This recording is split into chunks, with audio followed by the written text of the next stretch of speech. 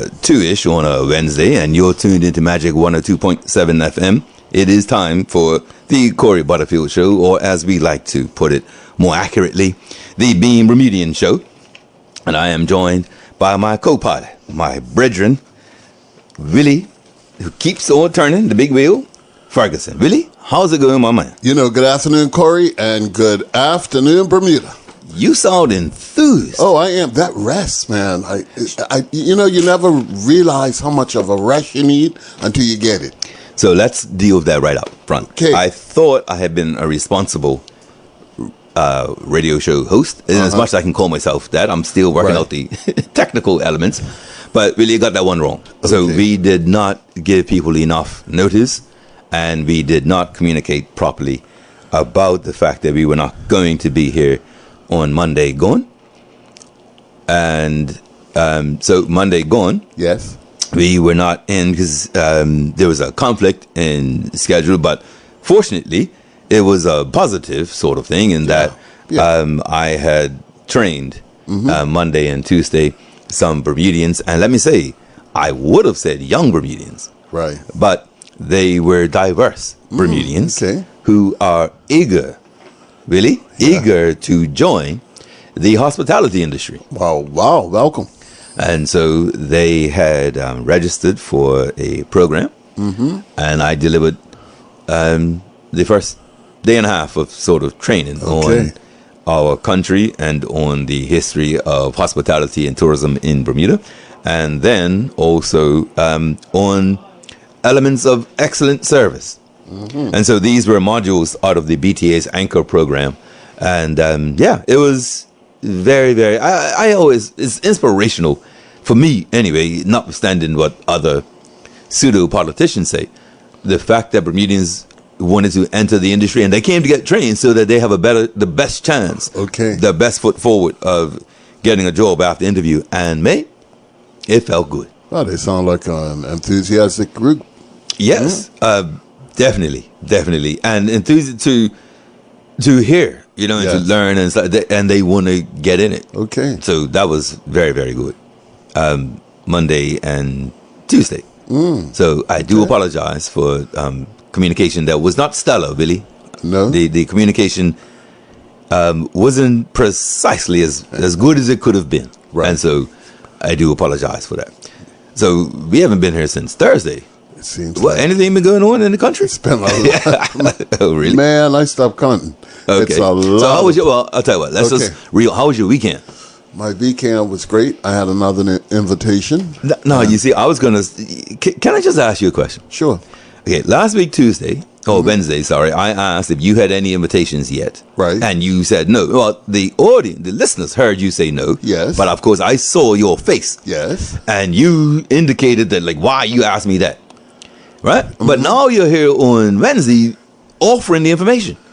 Well, so can I ask, or just leave it to, or maybe I shouldn't have, just leave it to you to disclose?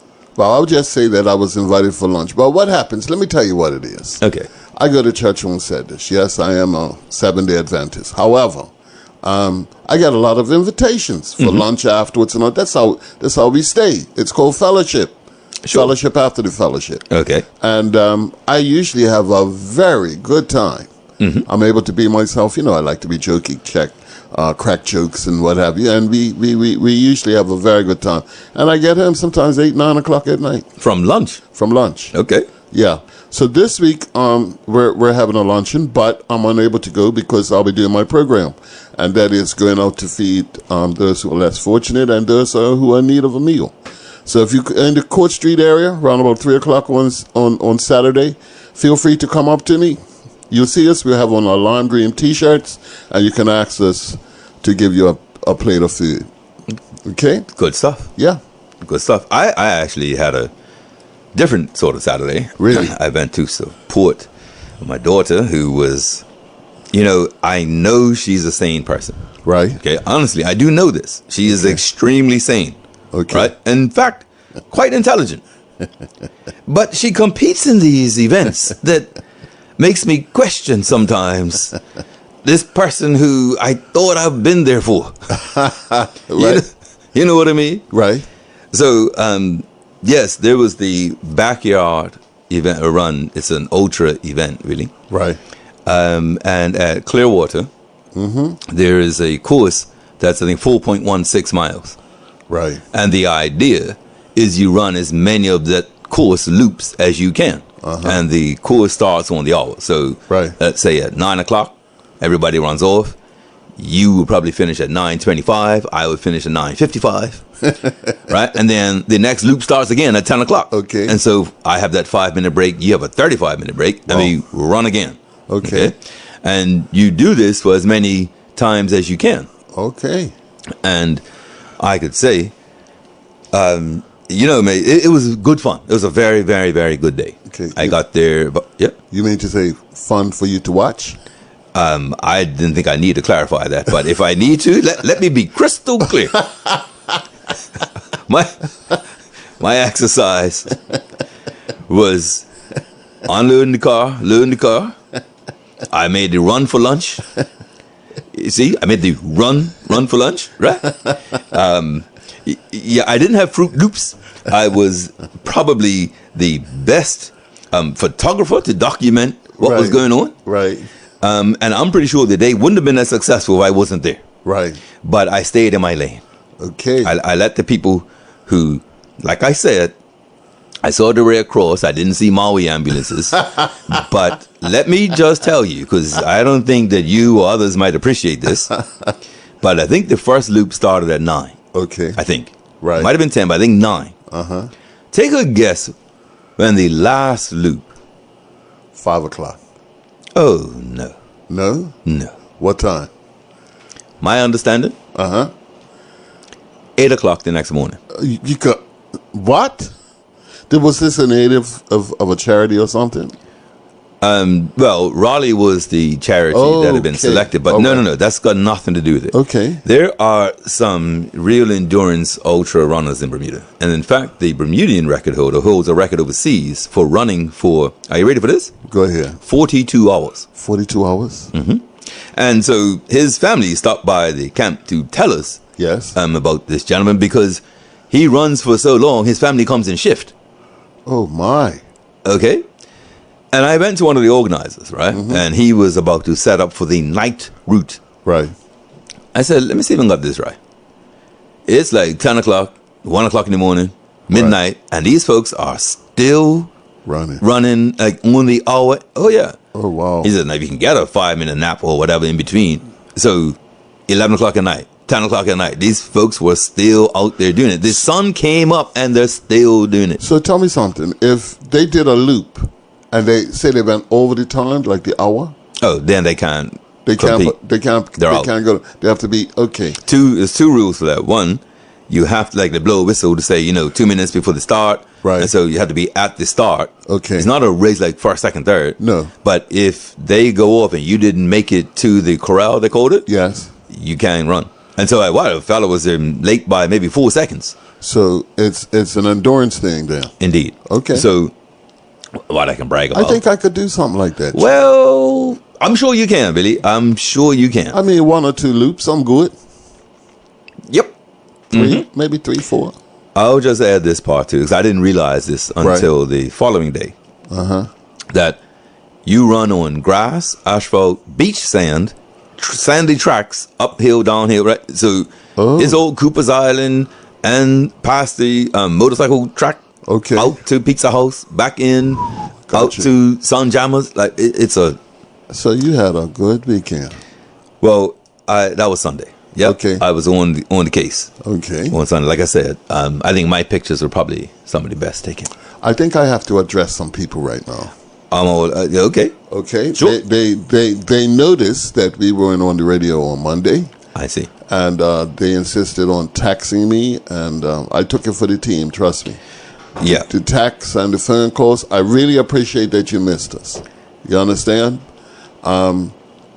As Corey has already apologized, I am personally apologizing as well. Okay? We could have communicated that a lot better. If that happens again, I'll make sure that we definitely do. But I do appreciate the calls because it shows that we care for one another. Because we care for you. We may not see your faces or whatever. We hear some of your voices over the phone when you call in, But we really love you, and this is Bermudian. To look out for each other, and I really appreciate that. That's what I wanted to say. Excellent. I second your emotion. I second your emotion, mate. So has anything? What else been happening since we were last on here? Well, it seems like a month since I've been here, but there has been a number of things, and one that sticks out is I'm noticing in Bermuda the amount of accidents. I mean, really, accidents, cars turning over and whatever. It's just like it's happening every week. So this week I'm really praying. I've prayed that, we really have a safe existence on the road, and that not only that, but we look out for each other. I've been in cars and even on my bike, and I see how people are overtaking on corners and all of that. It's like, here's my life, take it. Let's be a little bit more conscious of what we're doing on the road, because guess what? You may not think it can be you, but it definitely can be you. I know a lot of people who thought, no, it ain't going to happen to me, but they're not with us anymore. I would like to see your face, as they say, in the place. And I'll go on. Well, can I jump in a minute? Sure. So I debated about this. Okay. I drove into the studio on Harbor Road behind 2 HA trucks. Okay. You might not be aware, but that is illegal. Ooh. You cannot drive a truck with an H license plate on Harbor Road. Okay. There's a big O, so your traffic signals, right? A triangle means, well, O is order. Okay. And if you were at, I believe it's Men's Road, well, where the Discovery Liquor Wine Shop is, on Harbor Road, before you get to Newstead, there's a sign right there. No HA, HB, HC. Right. And 2 HAs drove right past. I actually want to say the license plates right now, because I took them down. Right? And the people in the car with me, I said, right? Because traffic coming to it. I'm going to go with the fact that they were unaware of the law. And I'm just going to say, if you were on Harbor Road driving an HA licensed truck, and so the heavy trucks in Bermuda, right? IN is intermediate, L light. Yes. Do you know? Okay, but there's nothing. Your private car is just a license plate, right? A number. Okay. Some people have a small van or a truck that they want to use as both commercial and private. Okay. So they want to be able to say drive the truck on a Sunday while also have it personal. That's an LP, light private. Right. Then you get into commercial vehicles and you get an L. So a light truck is up to, Gotcha. Then intermediate, and then H. Okay. Now, some of those large trucks that deal with dumpsters, yes, right? Those are HX. HX is the largest truck you'll see. Okay. But the other heavy trucks go HA, HB, HC. I just rounded off. If there's an H on the end of the license plate, that's a hire a truck that's for hire, as opposed to working for a company. Gotcha. And so these trucks were driving illegally on Harbor Road. Right? Now, I'm not about, it's not the law. I'm not a guy in the law.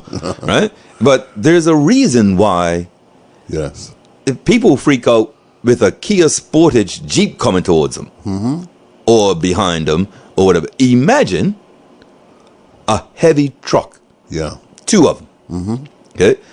I know your license plates. I actually considered, I'm still right now debating, okay? But I've decided it was ignorance of the law, not following of the law, which freaked out some small cars driving towards us. Okay. Okay? I'll leave it like that. But that could have been accident. What I'm trying to get to your point about compassion or empathy. Yes. Right? Why do that? Yeah, it's true. Okay. To the, I have a strong belief about what's going on our roads, and it's, I think the speed or the recklessness, and that's what people are saying because they see somebody speed. But the truth is, most of the accidents that happen within the vicinity of my house, and I'm going to tell you, there have been roughly, I'm talking about within a 30-second walk, right, of the middle road, my house. Right. There's probably been 12 accidents since December. Mercy. East and west of my house. Right. By less than a minute, east and west. There was one this morning. Yeah. Okay. And there was one. So, because this, I see a lot of this, I think this might be what's happening. I could be wrong. But this is what I think. People have so little empathy in the country. Right. Okay. And I don't even, not just traffic, right? But I mean, not the care, love, compassion. I purposely am not saying compassion and empathy. I mean empathy. Yes. Just putting yourself in. So when these people drive with the tires over the yellow line, right? That's not counting for traffic coming from the other direction. Yeah. That's not accounting for somebody might be overtaking you from behind you, right? Yes. That's just me, and I'm over a little bit. I ain't got to worry about hitting my mirror or whatever it is. They just feel comfortable driving over that yellow line. Well, that is one problem. Right. But you ever seen an accident at my house? What happens often? Somebody is coming out of the gate across the street. Right. Somebody's turning into the gate from the west or turning into the gate from the east. And the assumption that it's my turn to turn. Right. Right? Yes. That assumption causes, I can't tell you how many accidents I've seen where, and it's not because neither of them went, it's because they both go because they're both entitled. Okay. Right? I think overall, it's impacting a lot of our country, but it is manifesting in traffic because it's so obvious when you don't care about Right. what else is happening on the road. Yeah. There's tons of ways that I think, and I have strong opinions on how we got there as well with this lack of empathy. That brings me to another point. Sometimes we look at the penalties and we think, oh, well, let's increase the penalties. Exactly. But that isn't doing anything. No. You got to change the attitude. See, penalties only work when it's a deterrent. Yes. Right? And so if I think that if I beep my horn, I'm going to get a big fine, that will deter me from beeping the horn because Yes. it doesn't really matter. Right. I can avoid beeping the horn. But for some people who commit crimes of passion, life in prison ain't a deterrent Make no from difference. okay, Yeah. right? Yeah. And so that's why I keep coming down on this stuff, the unwritten way we ruled, we lived in Bermuda without those rules. Yes. Okay, it's why I talk about when the traffic lights are out in town. Traffic flows better. Right. Because nobody, oh, what? It's yellow. Trying to get through, right? Come on, it's red, it's green, it's right? Yeah. And when it's there, you got to, you're inching, go on, right? You're Yes. inching out, you're not sure what's going on. Right. That moment right there, that's the, I don't like when people do things because you've told them to or told them not to. Right. It's who we are, right? And what we need to be, which brings me actually Right. to something that we have been speaking about before. I'll tell you what, Billy, we have a call. Can you take this call? Sure. Good afternoon, caller. You're on the air. Yes, good afternoon, guys. Yes, I good. did get you on Monday. Yes. Thank you. Let me say, truck drivers driving up to town from St. Davis today, saw a truck with trash on the back, and they didn't have a cover, and stuff flying out of the back of the truck. Yeah. These guys are really, they're really gotta, it's Yeah. let us do it. It could cost somebody to get in an accident. Yeah. And it's very inconsiderate. Extremely. Things like that, guys should be taken off the road. Yeah. Yep. It's true. It's Totally. Yeah. It's true. All But right. anyway, guys, we're there. I got out of the car between turning the radio off in the car and coming to the house. I thought I'd call just. I appreciate Thank that. you. I want to thanks a lot. All right, man. Okay, All right. guys. Take Yes. Okay. Wow. There are quite a few things going on in care. Okay. our island. I'm all ears. You let me know what we're doing. Okay. One was, and we really never got to speak about it. Okay. Because we don't like to get into the political thing. Right. But since there is something of interest to this country right now, with the choosing of the delegates from the PLP are going to be choosing a new leader, and Indeed. in turn, he may be our next premier. Okay. You understand? So Yeah. I will move on to that next, but I'm going to mention that the OBA has had a change too. So it's something significant politically that is going on in our country. Oh, we can talk about that. Right I think now. we're Bermudian. Being Bermudian is Yes, opposition. and, so we can talk about that. Yeah, I see that. Well, I don't have a say. I don't know if you have a say. No, well, can I? Let's do the educational piece first. Okay, let's go. Okay. Because we are actually in a moment in time when, for us political students, I wouldn't have thought this was possible. Okay. So I'm going to do this from an we'll get into the politics of it, right? But Right. I just, how I like focusing on the system. Yes. Okay, we can talk about the abuse and the exploitation and the broken system, but we got to identify the system first. Yes. And then we can do whatever we want to do. Okay. So to your point, really, this is a very, very, very politically innovative time. Mm-hmm. Let me go back to 2003. Oh. Okay? And the reason why is because I teach, and this came up in my course on Monday. Right. Because I teach this political element of, if you will, of Bermuda. Right? We talk about, and people need to know how the country works politically. Mm-hmm. So we get to, oftentimes, I'm talking about the King of England, the head of state, and they're represented in Bermuda by a governor. Right. And then there's a deputy governor, and we talked here on the show, who becomes the acting deputy governor. Yes. Right? It used to be the collective customs. Now it's just some policy analyst. Right? It doesn't even matter who it is. To them, it ought to matter to us. Right. But when it comes to premier, I have to take some time, because the assumption, everyone thinks they know who the premier is. Yes. Okay? And it's not that. And 2003 is the proof. Yes. Okay? The assumption is there's a general election, a party gets more seats than the other. Yes. And the leader of that party is the premier. Mm-hmm. That's not what happens. No. Okay? There's a small technicality in between there. Yes. And that is, the premier is the person who commands the most votes in parliament. Yes. And therefore, the party leader, you think, would be the one who commands the most votes. The party leader of the party who has the most seats in parliament. Right.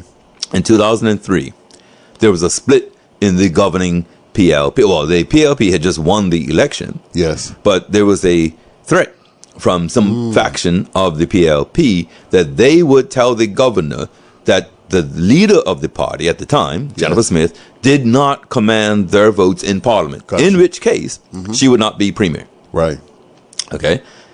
This is actually a very serious story that I don't know that the PLP actually got to grips with. Because if they did, then the ethics and the morals and the values of the party, we can use that decision today. Yes. Because I'll show you. All right. So what happens? Cabinet is informed. Right. Because the faction is saying you won't be the premier. Yes. You're the party leader, but you're not the premier. Right. Because we're going to tell the governor that you don't have our votes. Got you. So you had a party that fought a general election.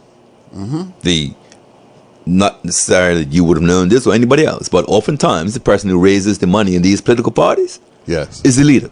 Okay. Right? The leader is the one who signs off on the political strategy, on everything else, on the campaign, on the cover of the platform of who the candidates are, whatever. So imagine. Yes. They all enjoyed all of that that the leader had created. Yes. Some say innovated. And then say, we're not going to give you our support in parliament. Okay. And what did they tell us? Wow. What did they told us. What did the faction explain to us as to what happened? Wow. You had to lie to us. Exactly. We had to lie to you. Let me finish that sentence. We had to lie to you to win the election behind your back, so you didn't know we were actually disunity. That's the fullness. Mercy. And so the separation between what was in the PLP's interest and what was in the country's interest. Yes.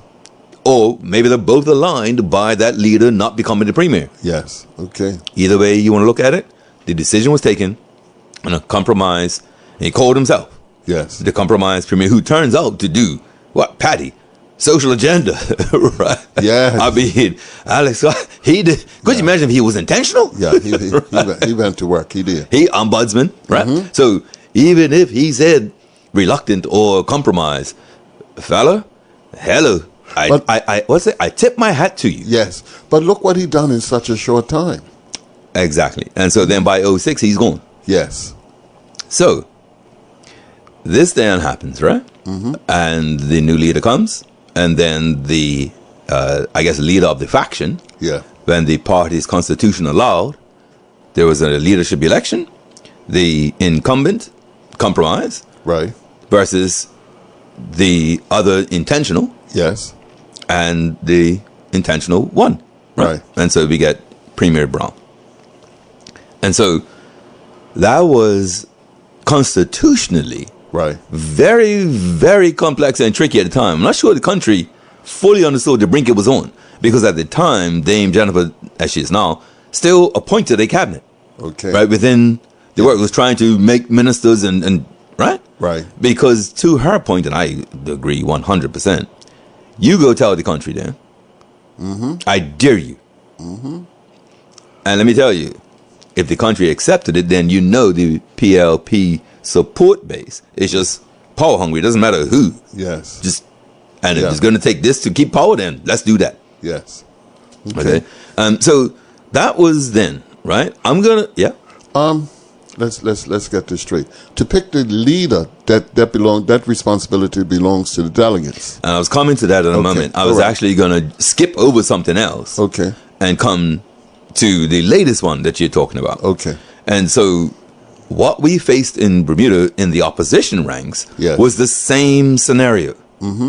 But believe it or not, this happened in the opposition side. So, you had the leader of the OBA. Yes. Much like Dame Jennifer was the leader of the PLP, right? Yes. The leader of the OBA, under 99% of the time, much like the leader of the party that wins the most. Yes. The party that wins the most, that leader becomes the premier. Yes. The party that doesn't, their leader becomes the opposition leader. Yes. Right? The official... The leader of Her Majesty's opposition, right? That's a constitutional title. Yes. Okay? The opposition leader. Well, in this case, the OBA MPs went to the governor and said, that fella does not get our votes in Parliament. This fella does. Well, the governor has no role, say, influence, authority whatsoever in a political party's operations. So it wasn't for the governor to say, huh? Right? It's about who's in Parliament. That's what the governor deals with. So if you've got 11 MPs and 8 or 7 say, hey, bruh, it's not this dude, it's that dude, the governor has no choice. Okay? And so we had a situation where King was the party leader and Smith was the opposition leader. Right. And then they had to regularize that by giving their members a vote that the caucus had already taken. Right. So, in both camps, what I'm showing you, in both camps, the MPs, okay, the MPs decided who was going to be the leader. The PLP side, the delegates vote, but those MPs, right? Let's say the delegates said, Jennifer. Yes. What do you think the MPs would have done? They've gone public with the fact we're not going to support her. Right. So that was the OBA side. Yes. Suppose the MPs couldn't convince the members that King had to go. Oh, mercy. You would have had an opposition leader, one who leads the MPs and one who leads the party? Yeah. This is what I mean by where we are as a country, right? The individual, which brings me to the first point I was going to make about the individualistic or collective society we are. Yes, I remember you talked about that. Yeah. So apparently our society is collective. Yeah. Our identity socially matters. Our clan and label, our family matters. There's social surveillance. There are things that you do and don't do, given who you are or given how you do them as a Bermudian. Right. But yet, in this case, when it came to our politics, the individuals decided what was best. Right.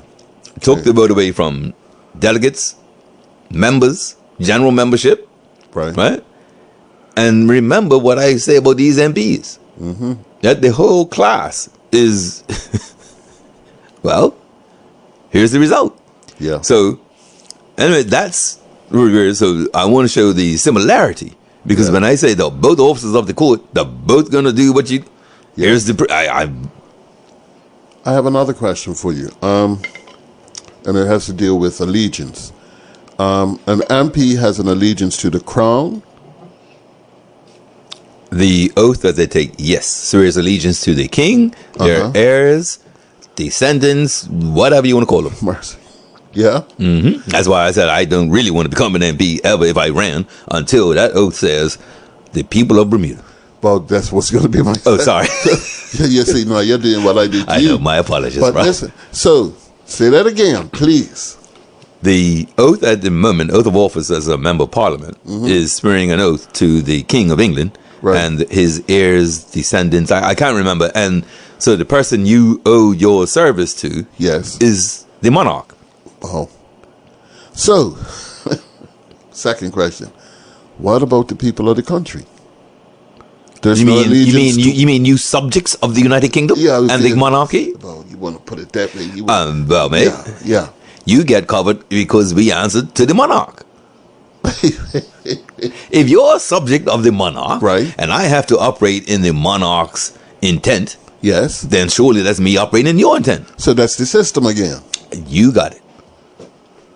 And I tell you, I had to struggle with this because to think that some of my heroes, Freddy's and Julian Halls and Right. E.F. Gordon, even Paulu, Yes. took that oath, Yes. right? But then I said, well, maybe that's the price of admission to be able to change the country. Right. Right? So you got to pay something to get in the arena to be able to bring the laws that change the country. Yes. That's just too high a price for me. Boy, this puts things in a different light now. I don't think many people know that. Oh, really? No, seriously. Oh. Well, no. No, that's why I said that for me, that oath would have to say, I pledge my blah, blah, blah to the people of Bermuda. And Yes. I will serve the people of Bermuda to the best of my abilities. The people of Bermuda, that's the one for me. Yeah. Definitely. Okay. So that's the compare. I believe, though, that you also raised the latest announcement about leadership. Yes. And I won't say too much about that, except to say there's a lot of similarities with that as well. Quite a few. Okay. And it would appear that the members or delegates of the PLP prefer or want another coronation as opposed to an election. Ooh, okay. Well, I'm only going by what I've seen. I haven't read any article, right? But WhatsApp been a little crazy, right? So the first person who announced that they wanted to lead the PLP, I believe, was now Minister Zane De Silva. Right. And recently, right, he endorsed another person who said they're ready to lead the PLP. So the assumption I'm making is that Minister De Silva is no longer interested in leading, or at least not right now, not in this election period coming up. Right. And I think that was designed in order for there to be a coronation. Well, you know what I thought when I read the Royal Gazette and I saw that Minister Jason Hayward was, well, he put his head in the ring for it. Yep. It was as if it was, is no one else going to be, I wouldn't say apply, right? But I would say, is anyone else putting their name in their hat? Well, I wouldn't know, but I'll tell you this part. Some of the thoughts that I had about this as a political, as they say. Number one, why? Why would you announce in February for an election that's in October that's internal anyway? Yes. None of us out here have a vote. Exactly. So announcing it to the public doesn't actually do anything other than serve some purpose of, I imagine, the party. I can't imagine what that purpose is. Right. But it's very early to announce an internal candidate or candidacy. Right. Two, the last time this happened, there was a leadership election, the PLP, on every single survey I saw, the country preferred Curtis Dickinson to David Burt. Right. The delegates of the PLP were not moved by that. If they're not moved by what the public wants, why are you telling the public at all this early? Well, yeah. It makes sense.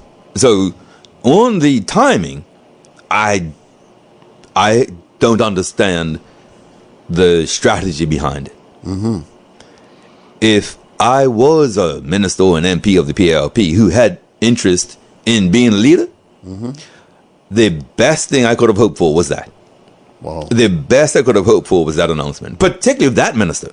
Right? Now, let me just different. Let's just flip the script. Let's have a little thought exercise. Okay, that's good. Let's say that was MP Renee Ming Yes. rather than Minister Hayward. Right.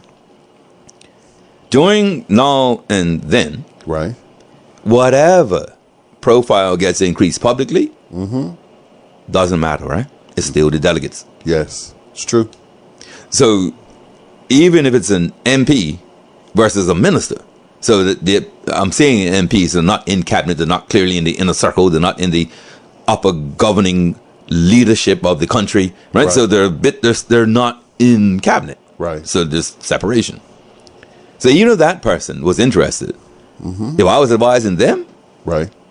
I would have told them we got nothing to do until July. Yeah. Makes sense. Because what it's going to take, and that's just the reason I said a particular minister is, and this is a bit of the disconnect that I think we saw in 2020, Right. and we're seeing now. Okay? And it's all opinions, right? Everybody has an opinion. I happen to have one that I try to back up with facts. Here's my thing. If the endorsement Yes. and the public relations element of this, okay, just that part, you asked if there's anyone else. Imagine the minister responsible for the job situation in the country Right. that we read out, 18 Bermudians, 560 non-Bermudians.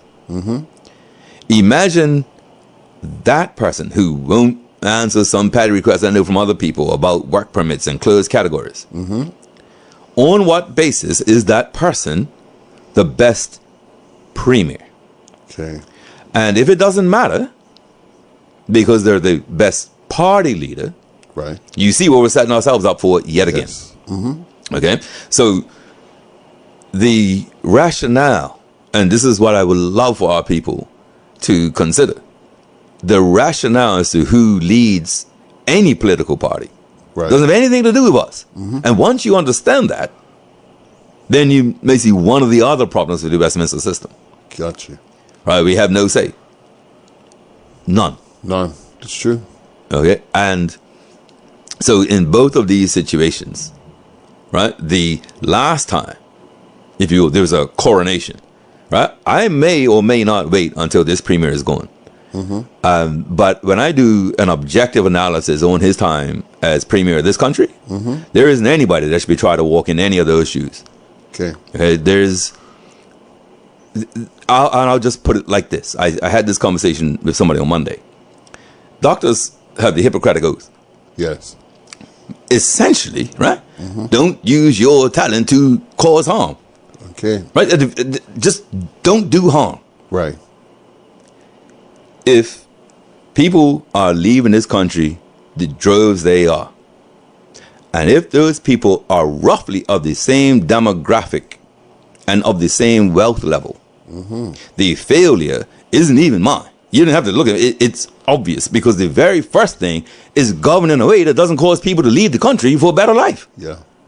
Everything else is noise. Yes. Every single thing else is extra. It's either good or bad, neutral, different. It's purple, it's polka dot, it's yellow stripe, it's butterflies, it's conch shells, it's moon gates, whatever it is, it's all noise if people are leaving the country because they need a better quality of life. Yeah. Everything else is just extra.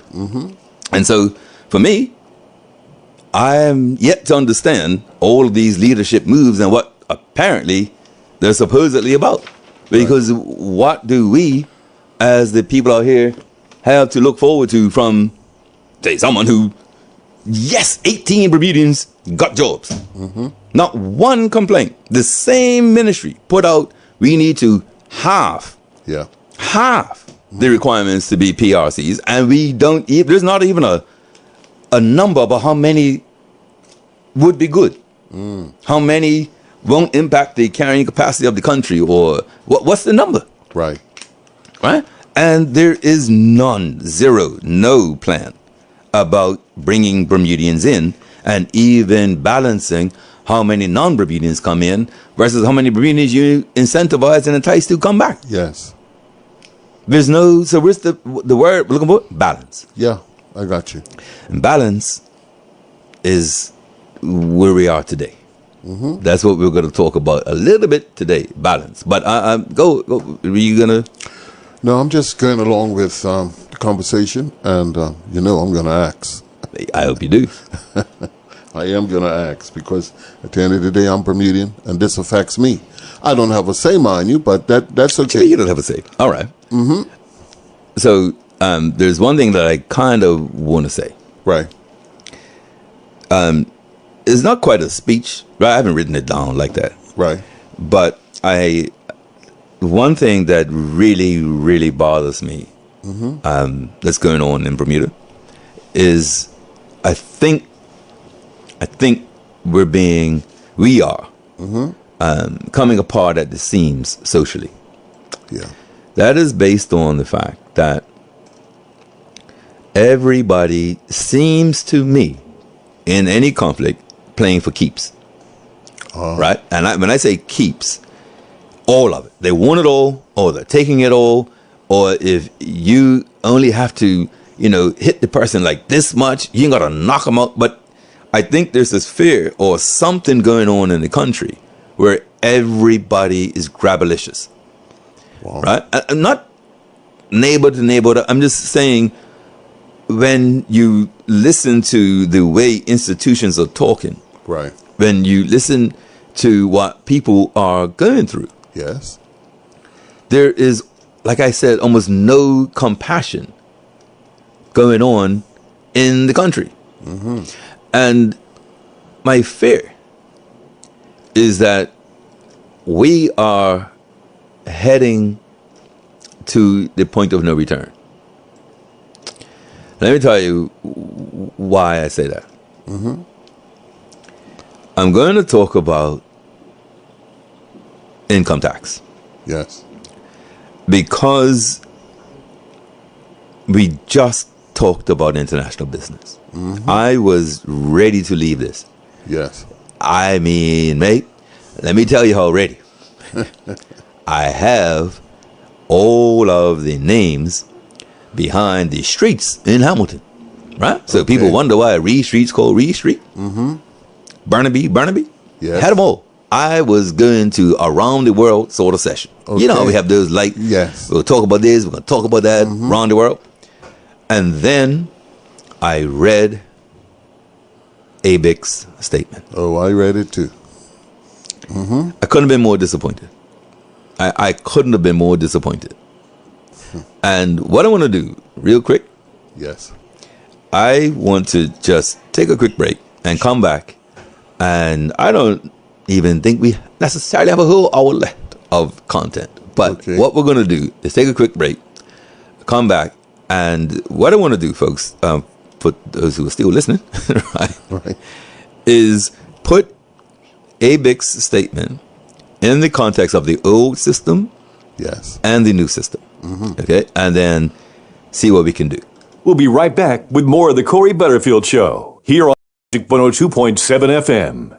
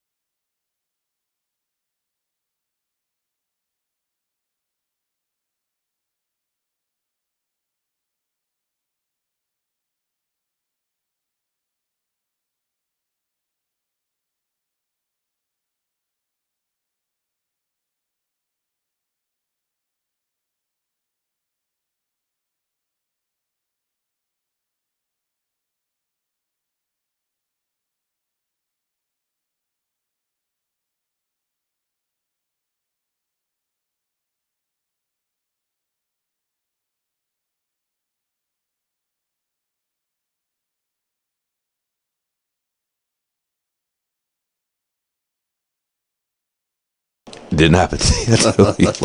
One day I'm going to get this right, folks. Okay. Before the break, we had a discussion, I suppose, Billy. Yeah. And it's about income tax. Yes. Okay. Now, let me just say, I felt that income tax or something like that was going to be mentioned somewhere. So, and then the reason why I want to deal with this is because we just spoke about ABIC, ABIR, Biltier, the Bermuda's international company industry in the sector. Yes. Remember, we spoke even about ACRE. Yes. And some of the work to bring equity and equality in there for black employees. I know Bermudian is a push, but I think black Bermudians and maybe just overall black employees in the sector. And so I actually felt really good about the shows we did around that. I felt more than many other topics balanced. Yes. Right. I felt that for people who might not have known what that industry is about, they now know more about what the industry is about. And I felt that we were balanced about their lobbying efforts and their contributions to scholarships and whatnot. Right. So I actually felt pretty good. Okay. And then regrettably, this statement comes out. Okay. And what this gives us a serious opportunity for, right? And I mean a real serious opportunity, is to look at an issue that has been raised for the first time by a premier. Okay, well, in modern Bermuda. Right. Well, since we've had this sector. Yes. Since we've had the IB sector. And the rationale that the premier used as to why he thinks they need to go towards income tax. And the most regrettable, in my opinion, statement from ABIC. Okay? Yes. So what I thought I would do is start with something objective. Okay. So I've read this before, but I would like to read it again. Went on taxfoundation.org, right? An objective website about taxes. Okay. And I went to the definitions. So, for instance, payroll tax. I looked up the definition of payroll tax. It is not a Bermudian site. This has nothing to do with Bermuda, right?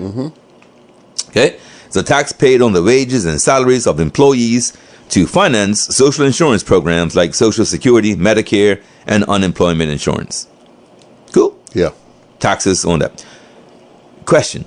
Who really pays payroll taxes? That's not their question.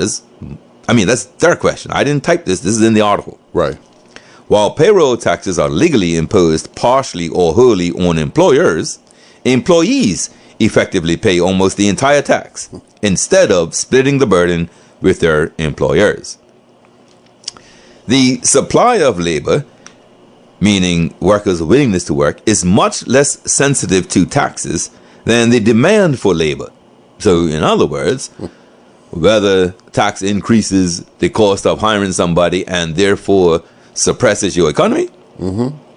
Not so much, they're saying, because whether the taxes are the taxes, the demand for the labor is going to make the difference. Yes. So it's either that's the cost, right? And I need that person, or I don't need that person, and I'm not going to hire them regardless of the cost. Right. Regardless of the tax incentives you give me.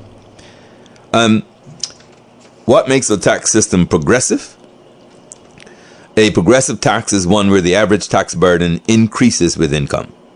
High-income families pay a, ready for this, disproportionate share of the tax burden, while low and middle income taxpayers shoulder a relatively small tax burden. What makes a tax system progressive? A tax system that is progressive applies higher tax rates to higher levels of income. And they deal with that. A regressive tax is one that creates a larger burden on lower income taxpayers than on middle or higher income level taxpayers. And then they give an example. And so we have this here, duty, right? As an example, the cost of duty on food hits us all. We're all paying $8.95 for tuna. We're all paying whatever the number is for whatever it is, right? Got you. So here we go. For example, If two taxpayers both spend $10,000 throughout the year on goods that have a 5% sales tax, then they have both paid $500 in sales tax that year. You got me? Yes. Okay. But if the first taxpayer has an annual income of $30,000 and the second has an annual income of $50,000, the sales tax creates a larger burden on the lower income taxpayer. Yes. Definitely. Pretty clear, right? Taxes structured as a flat dollar amount, such as consumption taxes, where everyone pays the same rate, or income taxes that truly apply a higher rate to lower income earners, can all result in a distributional effect where lower income taxpayers pay a higher fraction of their incomes in tax than middle or high income taxpayers. Payroll taxes for Social Security also have a regressive impact because they are levied as a flat rate on earnings up to a certain threshold. So, the bottom line on this is that regressive taxes are ones that don't account for the income. Okay. Everybody pays the same. Wow.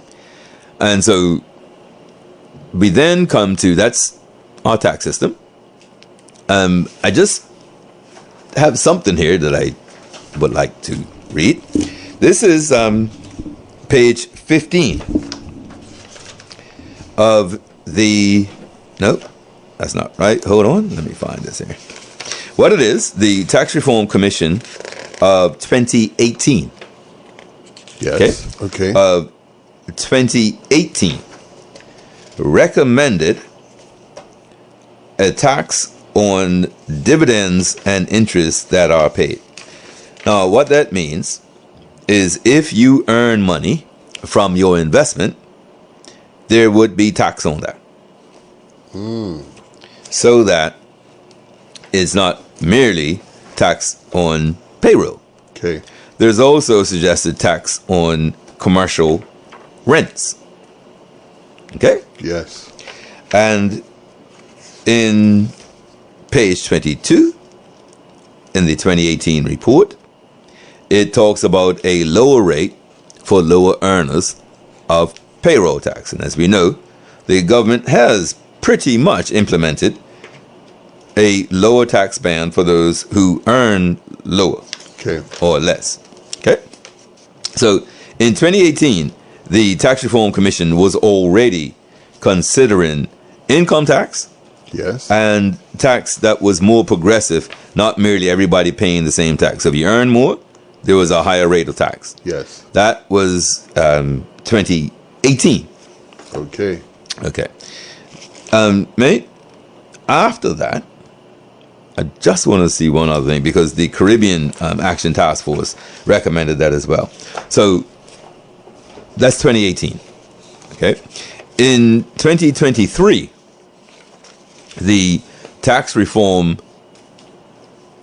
in 2023, the Fiscal Responsibility Panel, they considered the corporate income tax that was Right. being bandied about. But they then say this. The panel has long recommended a move from the payroll tax, especially the employer element, to an individual income tax that would also tax income from capital. In other words, investments. So right now, well, back in the day, people had Belco shares and they earned $600,000 from Belco. There's no tax on that. My goodness. Right? But there was payroll tax. Right. Yeah, I said I this got you. earlier, right? Yes. The descendants of... Yes. Okay. This would make... that would also tax income from capital. This would both make the system more progressive and could help reduce the cost of labor, especially for international business, thus boosting employment. The additional revenues from a CIT might mean that such an income tax could be introduced at relatively low levels by international standards, easing the transition and improving Bermuda's competitiveness. Such a tax would need to be designed carefully to ensure that it maintained, and if possible enhanced, Bermuda's attractiveness to those moving to the island on either a permanent or temporary basis.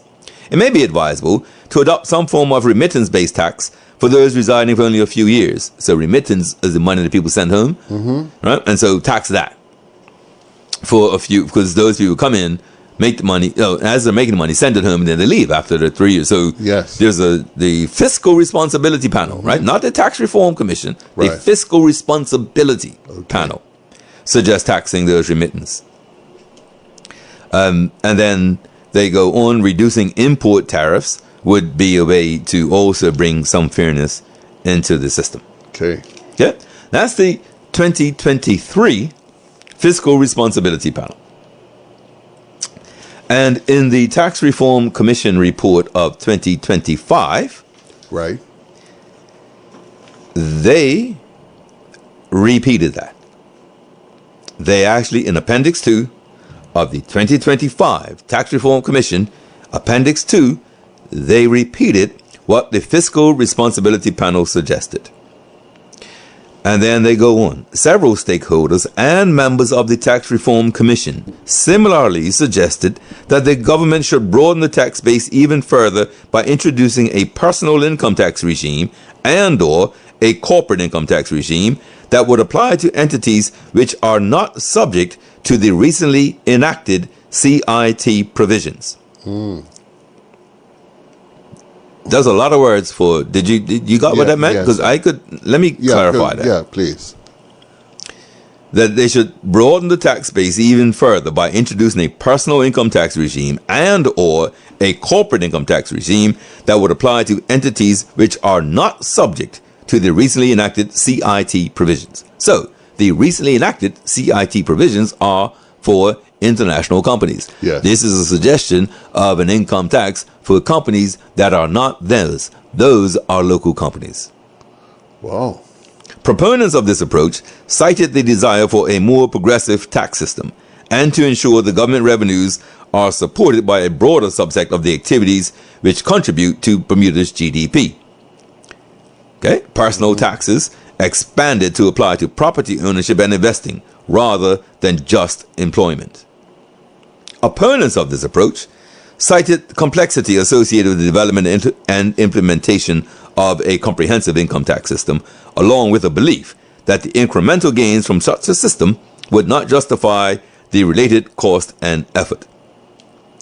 At present, insufficient data is available to model and assess the cost versus benefit of developing and implementing a comprehensive personal and corporate income tax system in Bermuda.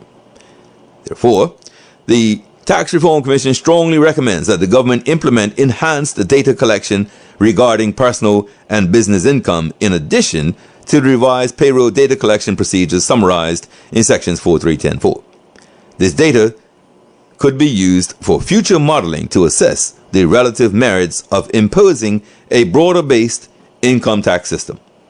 Okay? So that's what the Fiscal Responsibility Panel said in 2023. Make sense? Yes. Okay. And then we have, it came up again in the Tax Reform Commission of 2025. While I get this together, really, let's take this quick call. Hello, caller, you on the air? Yes, and good afternoon to you. Yes. Good afternoon. I think, well, I don't know if you listened to 102.7 yesterday, but basically, my standpoint was very much, I think, in line with what you're saying. That is, the corporate sector do not want to pay their share off. And that's why they said it was a good budget. And I tried to express that they always will leverage their muscle and get what they want, even to the detriment of anybody else, because they are, I mean, I guess to put it bluntly, looking out just for them. Mm-hmm. And as a result, I mentioned about the concessions. Concessions are always given to big businesses. I have to run my business, and if I can't run it, I go out of business. But if a big company cries loud enough, then concessions will be given. And if they go under, we have to bail them out. You're absolutely right. So the people are always having to hold up big business. And it's something that, and I said on the show yesterday, I said every government, they ban to the riches off. They will, after they have their budget speech, if international business doesn't like it, Right. they will lobby loud enough and long enough to get it done. And I said and I'll close with this. I said, much of the time they have the resources to look for all the little loopholes that there could be. Yes. Where the average person don't have the resources nor the time to do that. Mm-hmm. And I mean, they try to deny it, but I held to my firm belief that that's how it is. It has been, and the writing is on the wall. You got it. Caller, let me just say what you were saying. So, I saw you yesterday at Market. Aha, got you. My lips are tight. I don't even talk in my sleep. No problem. I got you. But I'll let you know of it. Okay, take care. Thanks a lot. Right. Yes. All right, caller. He is actually spot on with some of the stuff that I've been saying. Mm-hmm. Right.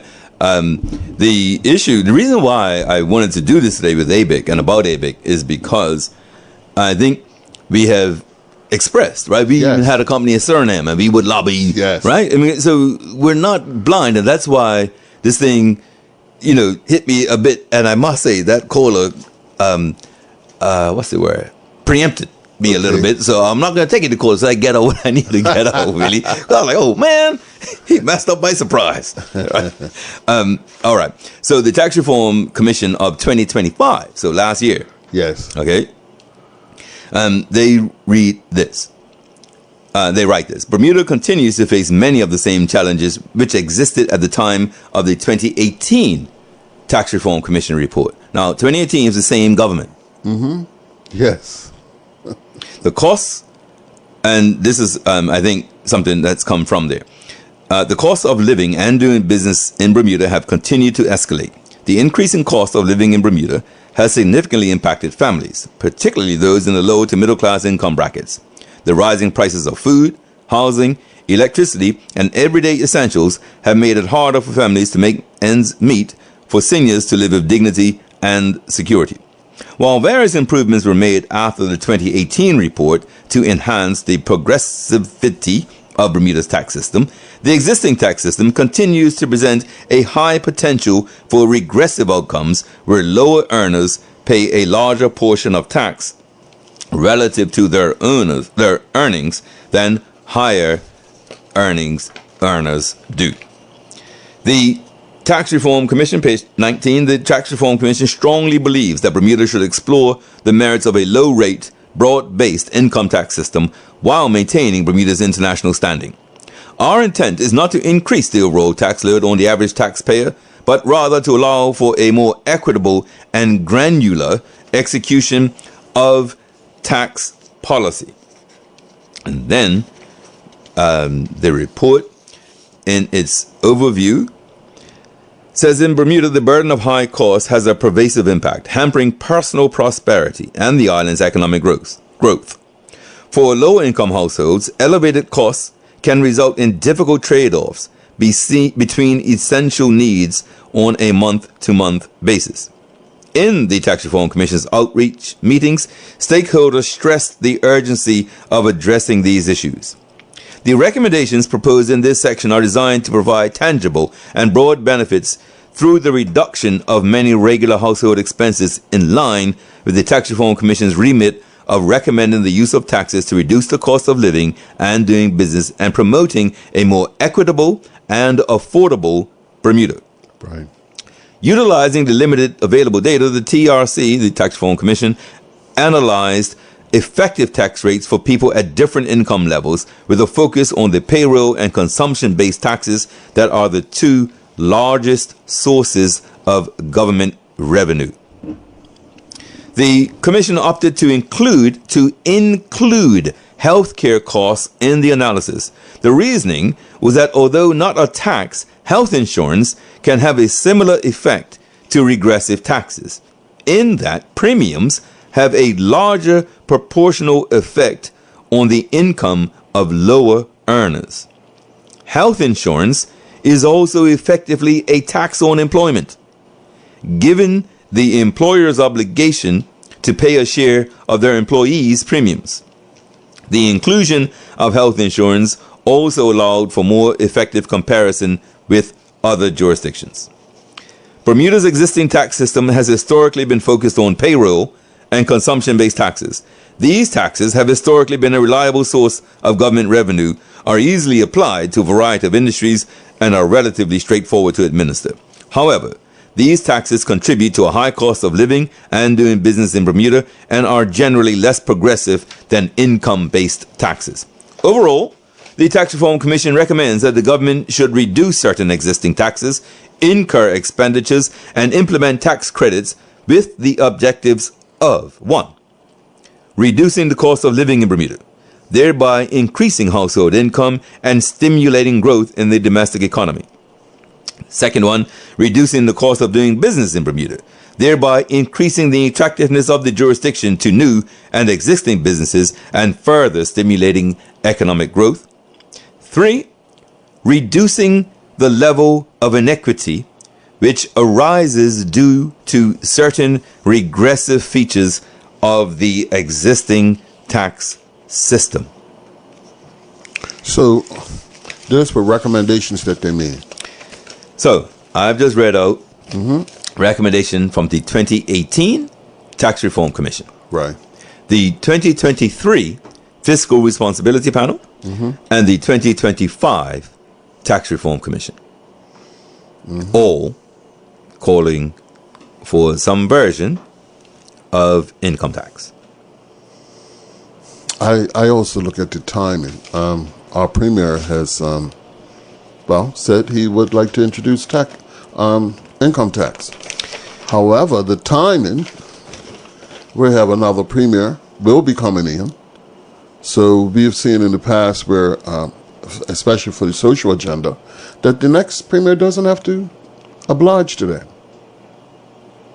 So I would say that the biggest thing for me in timing, and I don't, what you said, I don't disagree with. I don't, Right. I don't agree or disagree. It's a fact or statement that you made that I have no issues with. Right. You know what felt for me about the timing? What's that? Why was that announced at a breakfast and not in legislation?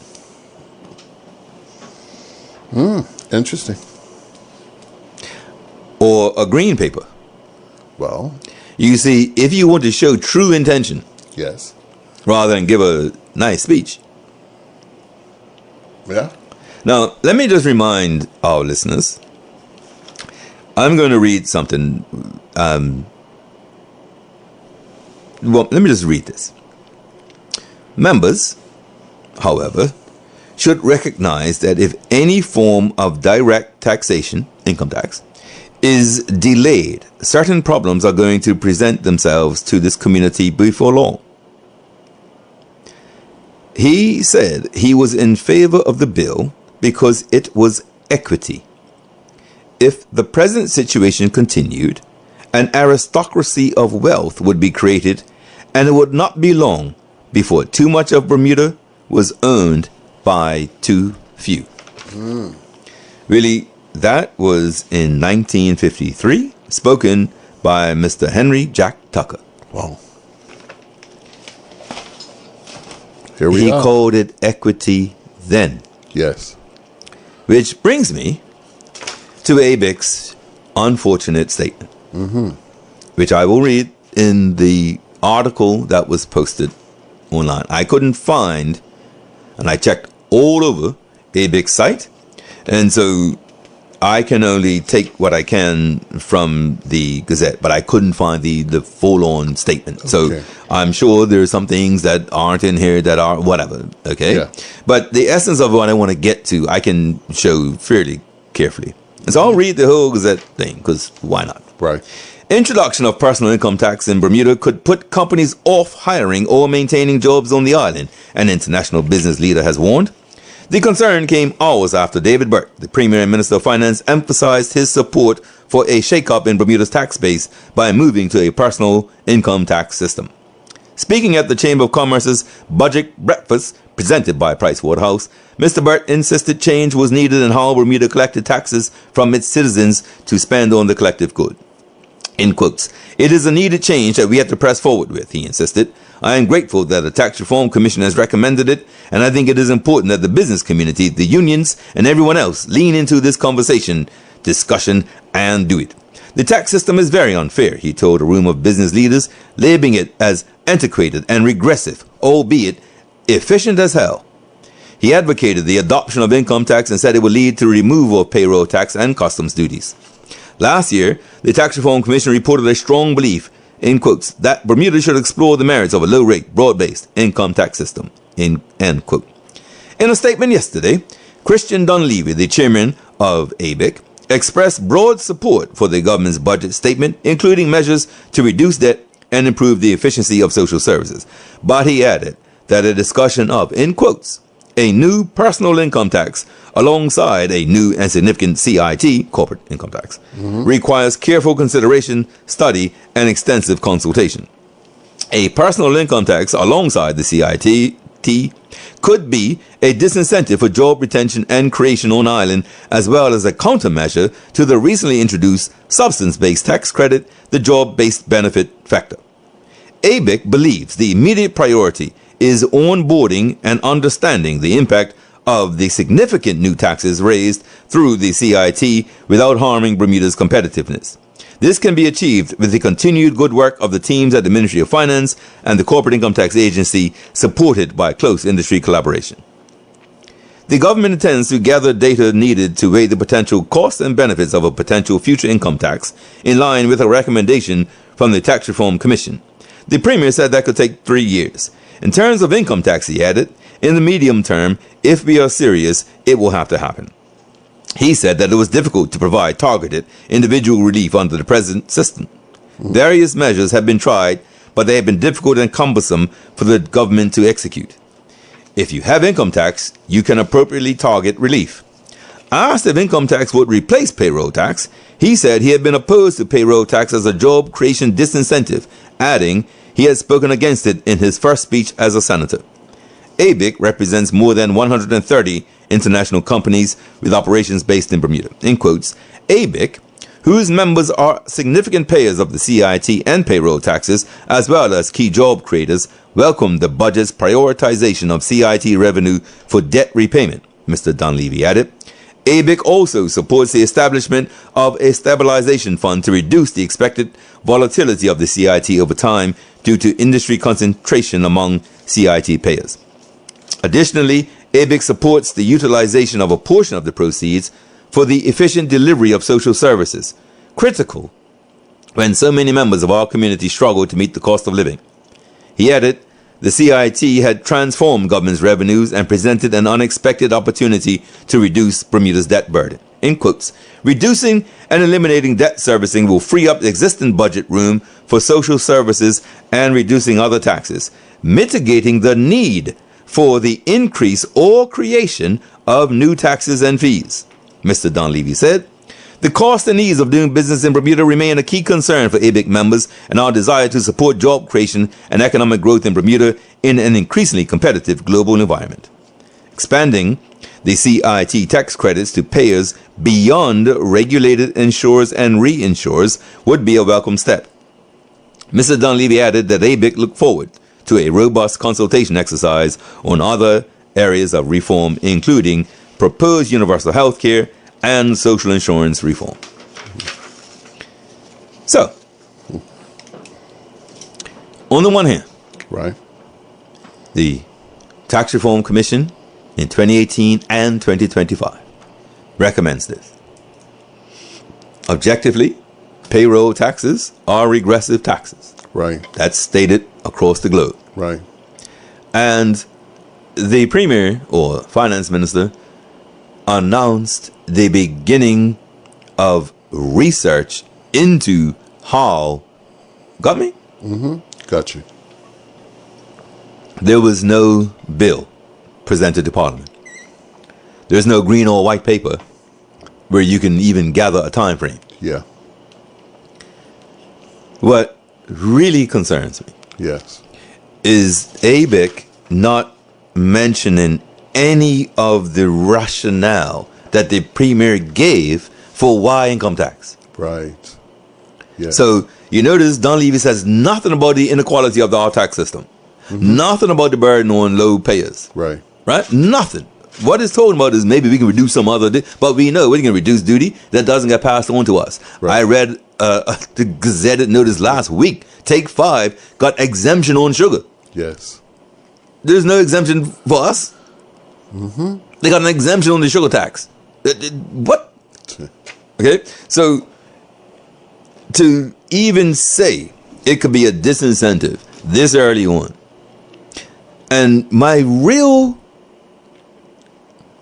here's my issue. I thought we did a lot of work last week, at least for the listeners and us. Right? Yes. We weren't, shouting from Right. Fort Hamilton. We weren't down St. David's and we weren't up Dockyard. So Right. we weren't all over the place. But I keep saying this, have wrung out this system. Right. Okay? We need a new way. And ABIC, representing over 100 companies, had an opportunity to not make it us and them. To not be, I don't know about this. Yes. This could stop jobs. People may leave. People may not come. Yeah. What was achieved with that? When this was the premier making a statement at the budget breakfast. And ABIC's out of the chute already against it. Yeah. Right? And so now what do? Everybody who, let's say, heard us last week and said, you know something? I understand it a bit more now. I see that they need something, we need something. Surely we can sort this out. Surely we should be able to deal with this. Okay? Surely we can give them what we want and end up with what we want. Yeah. Right? So instead, though, they come right out.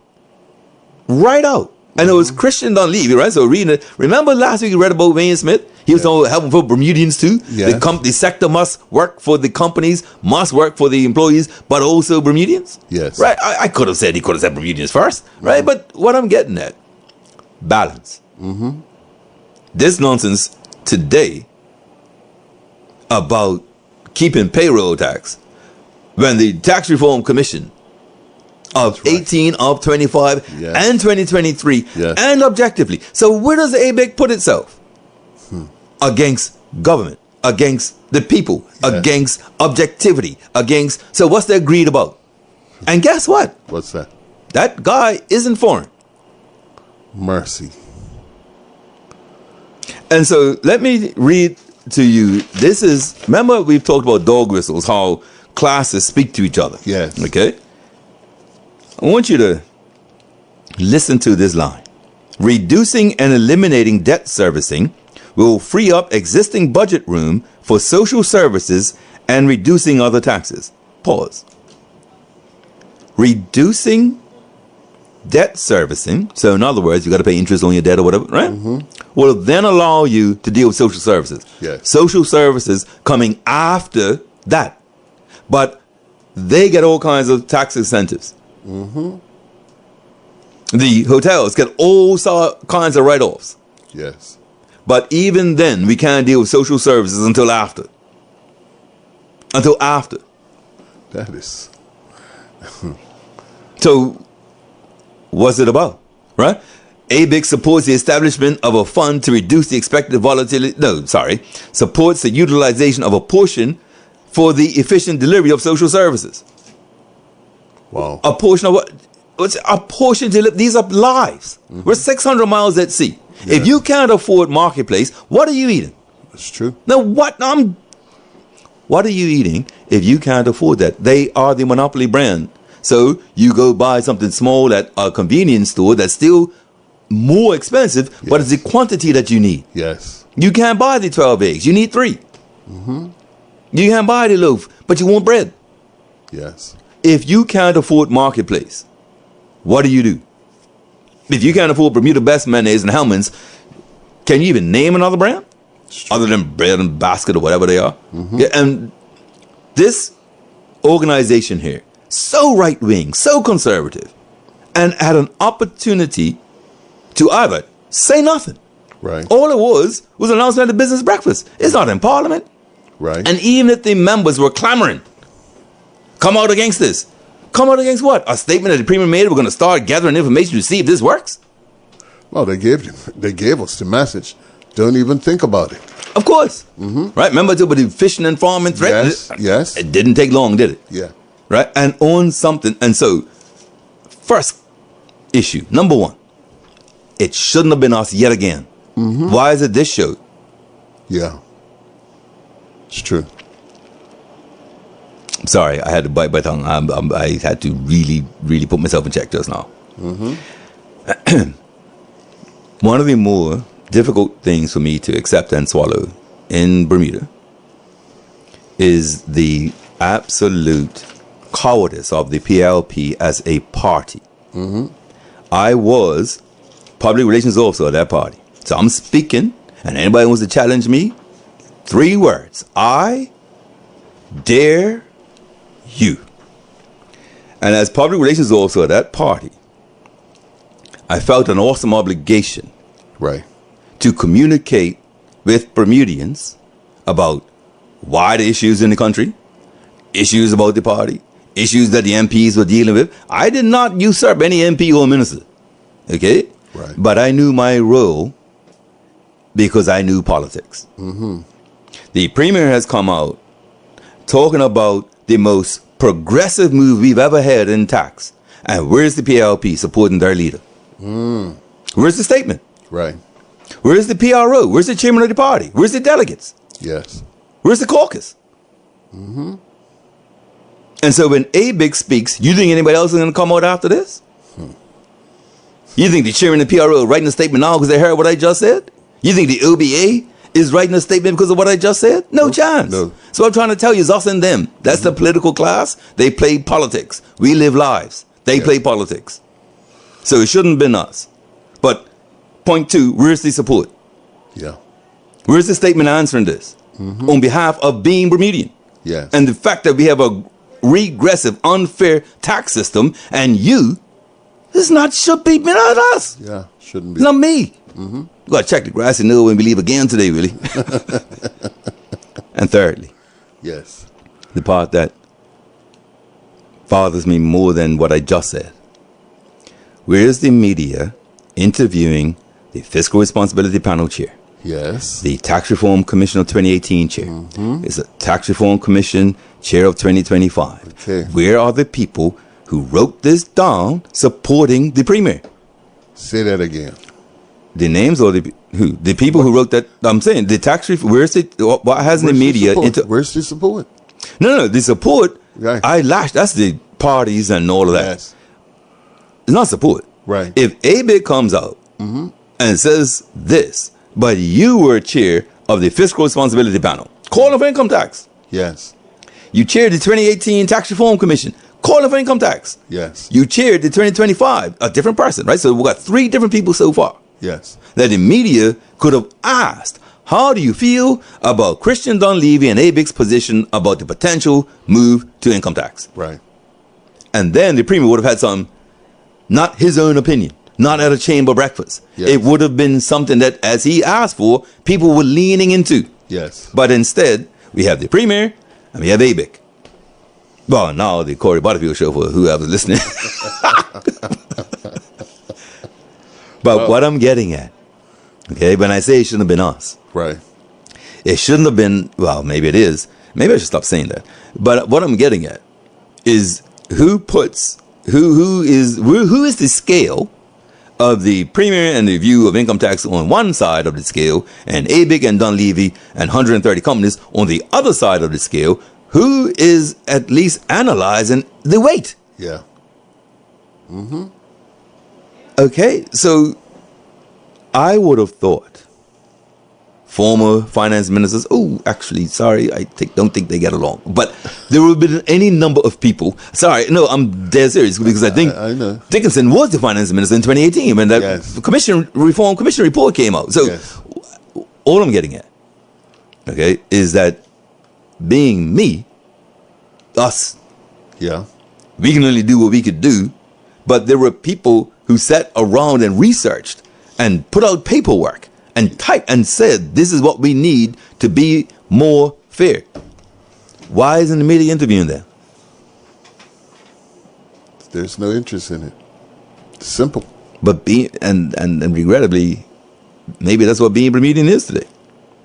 But this is why I'm saying the system needs to change. Mm-hmm. We can't leave it to the media. And then this is the other part. You would have thought the union would have been out by now. I have seen reports that they have done comparing. Yes. Maybe I shouldn't let them know I've seen their reports. Mm-hmm. Okay, but let's just say there's a 2020 report that deals with payroll tax versus income tax. Oh? Indeed. 2020, yes, 2020. From 20, and this is 2026. Uh-huh. So let me say this. I'm not even talking about income tax, right? Corey, like personally, deep down personal, Right. have a lot of opinions about the implementation of this. Mm-hmm. But I'm not as good as these tax people who call it more fair. Right. I'm not as intelligent. I don't know the data they use. I don't know that stuff. So I'm going with the experts. Mm-hmm. They say it's better. Yes. Cool. I've heard who said it isn't. And I know how they stay. So what I'm getting at is the advocates of tax equality, the advocates of equality, where are they? Mm-hmm. Leave aside income tax or finances or anything. Just, right? So the premier is standing alone. Yeah. The finance minister is standing alone. Or maybe the premier is standing alone and the finance minister standing right next to him. Mm-hmm. You know what I'm saying? Yes. It's unfortunate because he and his shadow need support for this. Yes. If it's the right thing to do. Yes. And if it's not the right thing to do, then cool. Yes. But we've got some bodies, the Tax Reform Commission experts, the Fiscal Responsibility Panel, they're calling for it. Yes. And what? Taxfoundation.org? Yes. Yeah. We have a call, Billy. Sure. Hi, caller, you're on the air. Oh, good afternoon, Corey and Billy. Good afternoon. Good afternoon. A pleasure tuning in. I don't hear the who.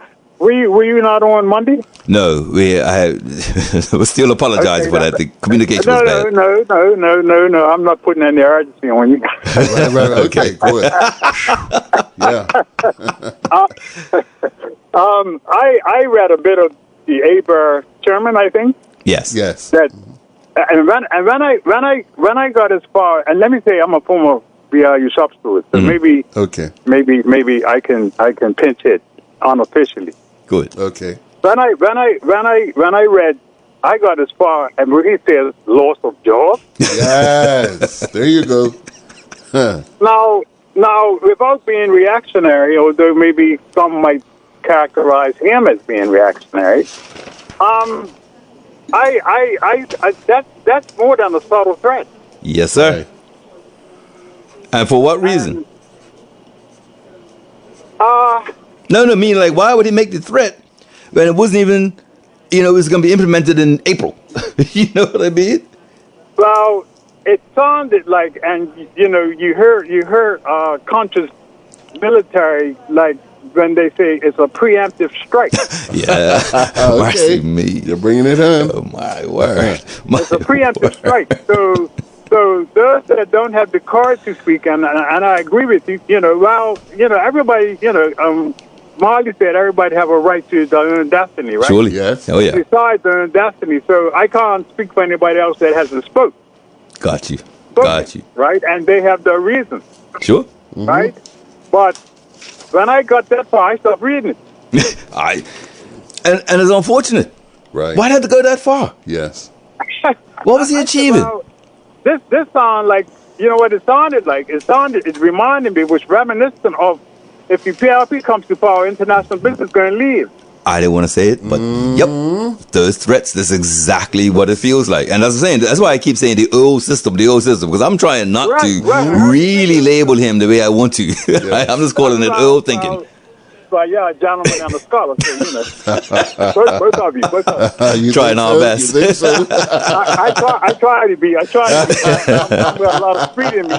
Sometimes I'm not as tempered. Right. But then I got as far as that. When I said, look, when I saw loss of jobs, I said, good Lord, this sounds like 1990. Yes, That's exactly. Exactly. You got it. That Exactly. international business going to leave, and the thing is, these companies come from income tax jurisdictions. Exactly. Yeah. And I mean, I guess to be kind to our tax system is that what probably one of the softest tax vaccinations on the globe, right? Yes. Absolutely right. That's why you got it. Here, Yep. right? So my thinking is like really, well, right away I said, well, what is this guy's politics like? You got it. What is this guy's politics? And him as being determined, is he representative of the consensus of ABER? Well, the thing is, I would have thought that there were some CEOs and some of those companies like, my word, mate, why do you do this so? I mean, they're straight out of the blocks. Quietly, Yeah, maybe, but to me, it's just, his man straight out of the blocks, anti. Wow. Yeah, I'm glad we have the opportunity, and I've been sharing, you guys share with people. Now I did share for Guy. We had a good conversation on Sunday, and of course now the statement I'm going to make is quite contrary. Oh my goodness! He said, look, Corey's got after an hour or two, Corey's got to let people start calling in now. I'm calling in. Okay. Yeah. Tell him. You know what? I can tell you I'm blushing now. No, but he is right. It's just that sometimes I'm reading a lot and techno, and I get it. I understand it. it. And the thing is what I think people's got to get used to, like, because as we were talking, I said what I like about Corey and really it's like a conversation in over coffee or in the street. Exactly. Or wherever. Barbershop. Yes. In the barbershop. Here we go. Right. Yes. So I've been around a while. So Hello. Right. So that I find that compatible for me. Okay. Good stuff. The conventional talk show. You call in and da da da da da da. But the information you guys are giving, the information that you guys are giving to me, it's really it's tilling the soil and adding fertilizer to our history and to how we're processing this whole situation called Bermuda. Well put. Well put. I thank you for that. I mean, yes, spot on. And that's what we're trying to do. I'm gonna leave it there and listen as long as I can. I appreciate that. Thank you so much for this call. All the best to you guys, and like you say, what they say, this is an old one. To me, this is the best thing since sliced bread. I want to thank you very much. thank you. All right. For being Bermudian. All right. Take care. All right. Yes, sir. Hey, so it was amazing, man. I got to stop smiling. So really, remember, I asked Google AI this question. Oh, your friend. Okay. Well, no, but Right. I'm trying to befriend him or her. Google AI, so I gave him a chance. Okay. And I was actually impressed. Okay. And the question was, is Bermuda an individual or collective society? I knew you were going to get to that, Go ahead. Do you want to? Oh, go ahead. No, I'm just saying, I just knew that would come up. Because we're seeing a lot of individual stuff going on around here. Okay? Okay. And so perhaps, right, I think of, look, I don't work in the financial world, right? Right. Even when I thought I wanted to be a lawyer, it was always going to be criminal law or civil law, right? I didn't care if my client made 1.5 or 1.8 or should have made 158. Yes. Like money, regrettably, has caused, or at least my view of money, it's caused me some personal issues, but money isn't my thing. Got you. So I wanted to, I looked this up because I think you know what? It's probably easier. Let's take this call first, really. Hi, caller, you're on the air. Yes, good evening, Corey. And hello. Hey, how you doing? Good. Your last caller was spot on because Yeah. he ain't like me, was moving at the same stop sign and then ran that one. I'm just laughing because, like, you know, I'm very defensive when it comes to Bermuda, right? You know what I'm saying? I got you. And when I saw that as well, I mean, I'm just laughing because, you know, he really touched my heart, man. He said he stopped right there, and I stopped right there too. I said, I tried, right? We tried. We really tried. Tell me something. Tell me something, caller. What's to you two, Janet, and you know, I said, well, I'll leave it to you guys, but I had to call and comment on the whole thing. so last couple of minutes, man, because I was saying, like, my goodness. So, caller, was it a gradual stop, or was it like screechy it was like stop? a full stop to me. You know, Handbrake. because I read it on the news, Got you. and I read about him in the papers, I said, oh my God, this guy's really serious. Like, is he serious? Like, where's he going to? Yes. Hey, what been through COVID? No, bro, that don't work anymore. You know, we thought we were going to lose a lot. You know, but Bermudians are very intelligent. Yeah. We are. Just to say that, and it spreads wide through the island, and you know we would just stop. We would just like ignore you. Exactly. You get what I mean? We would just ignore you. I mean, we would stop in the middle of the road and have a conversation. This is a Bermudian, like we haven't stopped in the middle of the road. So I'm just packing oil off. Can't you see what talking? Packing up horse with the reed moving the heads, you know what I'm saying? Don't get between us like that. You know? Got you. I'm gonna leave it at that. All right. I really enjoy listening to you. Good stuff. I'm glad you. Yes, sir. Very positive. Thanks for the call. Take care. Take care. You're welcome. Yes, sir. All right. Really? Hi, caller. You on the air? And good afternoon. I'm going to bring you and Willie coffee. Did you hear? But I got you. Okay. But I'll tell you this much. Yes. This reminds me so much of when the union, they have a union corner back in the day. Yes. And you are putting out so much valid information. The teaching is very and very, very good, you guys. Okay. I might be over the hills, under the hills, whatever you want to call me, but I thank God for my wisdom I have. Amen. Yes, And ma'am. Corey, Yes, your ma'am. mouth is kind of helpful what you bring out. Thank you. We as a family is Yes. not having the meeting outside of the door. We have it in the Right there. Amen. Right there. Yes, ma'am. I'm gonna bring you double coffee, I right? want to thank us. All right. Keep it up. Take Yes. care. God Thank bless you. you guys. We will. Okay. All right. Thank you. So the question was individual society or collective society. Right. Right. And I gave some elements. For instance, a collective society, the use of the word I is avoided. It's not so much about I, it's us and we. We are more interdependent than independent. Yes. When we walk, in fact, I'll give you this one. We generally walk slower in a collective than an individual. Would you like to address about anybody's walking speed? I'm giving you a free one. You want me to? No. I don't want anything. I'm offering if you would like to. Let me resurrect when my daughter took me to the gym, okay? And I went on a walking machine, and she corrected me. She said that it's a treadmill. Just so you know, hold on. That wasn't what I was talking about. Okay, but I just want to let you know, by all means, tell everybody your embarrassing story, but that wasn't what I was talking about. Okay, I'm going to stop it right there. Willie and I walk in town often. Well, not often, but a couple of times. And Willie thinks I'm running while he's walking.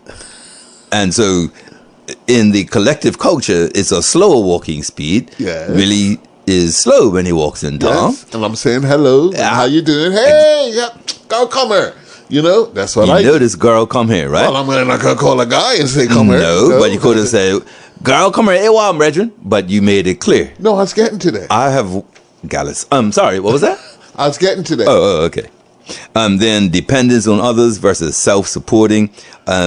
Do you get most of your network from most of your information from a social network as opposed to the media? Yes. Okay. So with all of that sort of stuff, I asked AI, is Bermuda individual or collective, our society? Yes. Here's the answer. Bermuda is best described as a blend of both, though it has historically operated with a strong, collective, tight-knit community characteristics that are increasingly interacting with individualistic, Western-influenced business practices. So how we live, Yes. collective. Yes. How we work, individualistic. Yes. Okay. It is a highly compressed, densely populated society where close, often multi-generational family and neighborhood ties are paramount. And then they give some of the individual characteristics. Yes. So individualistic, our economic structure. As a global financial hub, the business sector is competitive, capitalist, and heavily influenced by American and British models. Yes. The high cost of living and competition, the necessity of working long hours to maintain a high cost of living has driven an increase in individualism, often at the expense of traditional, more communal and cultural activities. Yes. People are working rather than hanging. Yes. Working rather than having recreation. Working rather than socializing. Yes. And then class and hierarchical structure. The society is highly structured with a clear, often competitive hierarchy in business and social life. Okay? Yeah. That's what makes it individualistic or Western. Yeah. And you notice that's a lot of that is our economy. Okay? Now, the collective. Small community mentality. Due to its small size, personal reputations are crucial, and there is a high degree of social surveillance and conformity. Personal reputations are crucial. I'm going to skip right through that one. Strong community ties. There is a high value placed on family and neighbor relationships with a culture that has historically relied on social cohesion to navigate life on a small island. That social cohesion, that's why we're getting so many accidents. That ripping apart of the fabric of society, that we're all on the road together, or everybody is going to work, or we're going to... And so you just collectively, you think about it collectively. Yes, it's true. Whether it's traffic or litter, right? Or children, or correcting somebody else's child, or your child being corrected, or what the teacher, the role of a teacher is in a school. Yes. All of that is that community. Social responsibility and activism. Organizations like the Friendly Society, I could say, and MOVE, have historically protected the community, and there is a strong tradition of grassroots activism to address social issues. Yes, right? A collective, right? Yeah, get some people together. Yeah, let's do this. Paternalistic management. While business is formal, many managers take a paternalistic attitude towards employees, focusing on the well-being of their staff, which suggests a collective responsibility in the workplace. And so they're talking about Bermuda managers who, the rule's the rule, but you know, we're going to give you that thing because, you know, your child's sick, or you need this, or... Okay, so... it's the sports day, or, you know, I got you. I remember a lot of law firms, the partners used to fly staff away at Christmas time. Right? That $99 in New York flight, woo! Going, whoosh. Well, you know, when I was a manager, I used to allow my staff to go to, like, different PTA meetings, etc., because my department ran for like 22 hours out of a day. Oh, wow. So you have people who work nights and you have people that work days. But it also is good for morale. Yes. You know? Well, of course. And you get a lot of buy-in because people remember, the other day he let me go. I could work for you, man, and I'll let you go. That's the collective thing. Yeah. And so I'm glad you gave that example because we've mentioned this before. I'll keep mentioning it. And I actually saw somebody mention it the other day positively. And I thought, Willie and I have moved on from that. And what it was, Willie, was the Bermuda Inc. Bermuda Incorporated. Oh, wow. Yeah. Okay.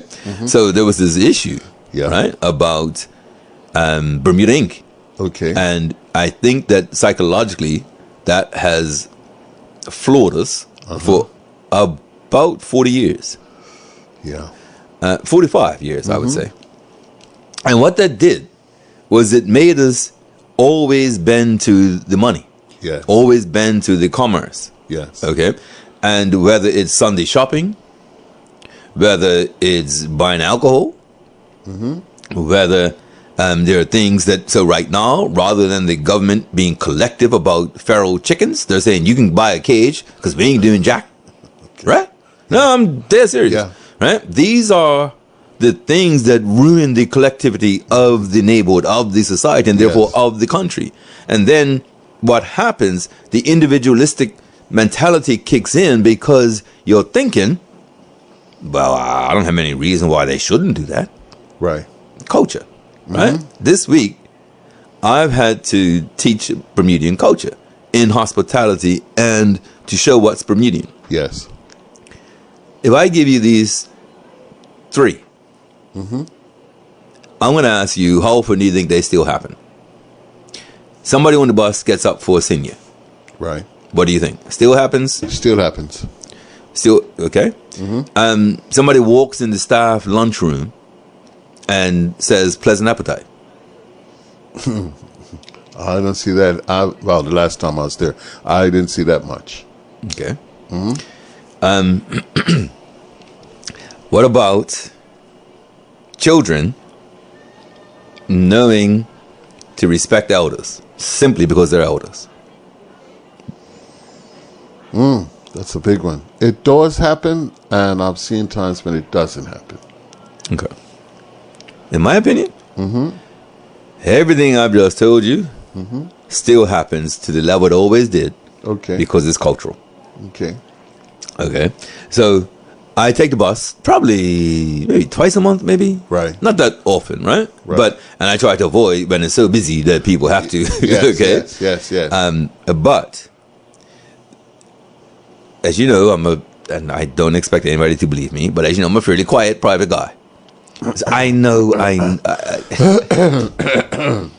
Okay. Go on. No, let it go. I'm gonna let you keep going. Okay. Yeah. Is it all out? You were saying something? Is it all out? Go ahead. And as a result, I don't always speak when I get on the bus. Okay. Generally, I'm already on the bus. I catch it at the terminal. Right. But as that bus travels west to God's country, as the bus travels west, as Bermudians get on, they speak to everyone. Yeah. On the bus. Yeah. Right. And I think that's a cultural thing. Okay. Okay. The standing up does happen. The pleasant appetite. Let me tell you something. I've been in 2 different I don't work in office or like that, but I was somewhere and watched every person who walked in that room say pleasant appetite. Every last one. Okay. Now, the other thing I wanted to tell you about, I told my class about, was the taxi drivers. Okay. Now, the taxi drivers, let me just go on record and say, hopefully, you'll see something from the taxi drivers. Maybe they're hoping the OBA, in their reply to the budget, says something. Right. I hope they do. Let me drop some economics into the taxi industry. Sure. The transportation industry in this country, in the past, for tourists, was public bus, taxi, moped. Yes. Okay. And within those 3 lanes, if you were young and adventurous or old and adventurous, you could take the moped. Right. If you knew what you wanted to do, and take the taxi. Yes. So the transportation industry has been so fragmented now for the taxi driver that taxi driver isn't any longer competing with a moped and a public bus. Right. They are now competing with a moped, a public bus, a minibus, a mini car. Yes.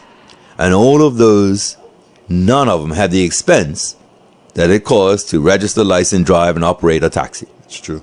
And they are our ambassadors. They have been frontline since the early 50s. Yes. Now, having said that, the fragmentation of the industry, where there are now cars and hasn't resulted in any benefit or advantage to the taxi. Instead, the taxi driver has to take cards, right? Yes. Who's that benefiting? The driver or the passenger? The passenger. Yes. And so I would have thought that the budget would have made it impossible for banks to charge taxi drivers card fees, because the card fee is for a service that is so beneficial to the industry that if the drivers didn't do it, it would hold back the industry and probably the country as a destination. Yes. So how is it that our frontline ambassadors have to pay the fees? And that's just the start of it. So when I saw the ride-sharing suggestion, I thought, mate, I don't know what taxi drivers have done to this government, but it's very little more that they can do to hurt them, to hurt that industry. And I hope the OBA is going to step up for the drivers. Yeah. Because we don't need protests in the heat of the season. No. We don't need them to react rightfully to yet another. Remember, they pay the same healthcare increases that we do. Exactly. They have to buy way more gas than you would ever dream of. Pay for their pensions. So all of the costs of living that increase for any other business person, any other entrepreneur, any other Bermudian resident still increase for them. They have no exemptions. Right. But then the cost of their business is also increasing. Right? So that stuff is hitting everybody. Yes. The particular things about there is parts and tires, and that's increasing. Government gave them a little bump up on the base rate, but that doesn't amount to where it needs to be. And then when we're talking about cards and, right, spotless. Well, let me tell you something else I did. I told the class I was training this week. I asked them if they've been to the airport. And if anybody's going to the airport anytime soon to pick up someone, do yourself a favor, go inside and watch the taxi drivers. And let me tell you what I witnessed. I sat back. And these were the drivers who were there holding up the names of the passengers, right? So they're prearranged. Every last driver was dressed better than I am right now. Every last one. Every single driver, and I mean to a person. Right. If it was a husband and wife, a man and woman, a family, every single, and I mean every driver went up to the woman to take her bag. Let me take that from you. Yes. I'll carry that for you. And now the mother's got free hands. The wife has free hands. Where it was a single business person. Right. Just a man, single businessman or businesswoman, they took their bag as well and walked out to their cars carrying or wheeling their bags. Right. I'm telling you, they're dressed sharp. They got the names already, and they're all taking the bag from the woman. Yes. My question to my class was, when do you think that taxi driver starts work? Okay. The car's got to be clean. Yes. The car's got to have gas. Yes. Their shirt needs to be ironed. Yes. The clothes dry clean. Shoes polished. Yes. The person meets the driver in the airport. And they walk them out carrying the bags of the mother or the wife. Or Yes. that guy won't get paid until they move away from the airport. But look at the investment in that experience. Yeah. And every driver.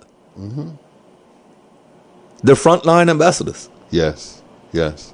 And let me tell you, there's no regulation that says take the bag from the woman. There's no reg says, how was your trip?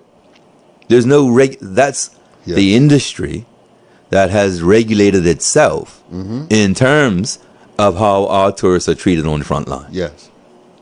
And what do they get? The industry just getting sliced and sliced and sliced and sliced and sliced. So that, remember I read out the 5 mile journey hadn't gone up from, was it 2018, 2017 to 2023? The same fare?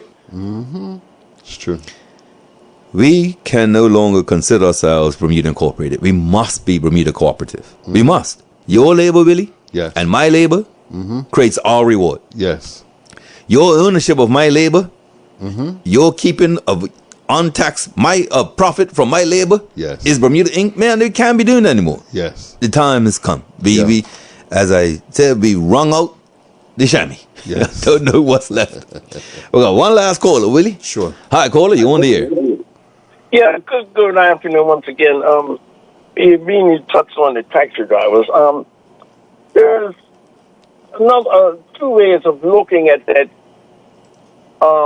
competition that you mentioned about what the taxi drivers have to get. And it's a lot of it. Some of it is customs related, customs services, in the sense that in the shared ride thing, right?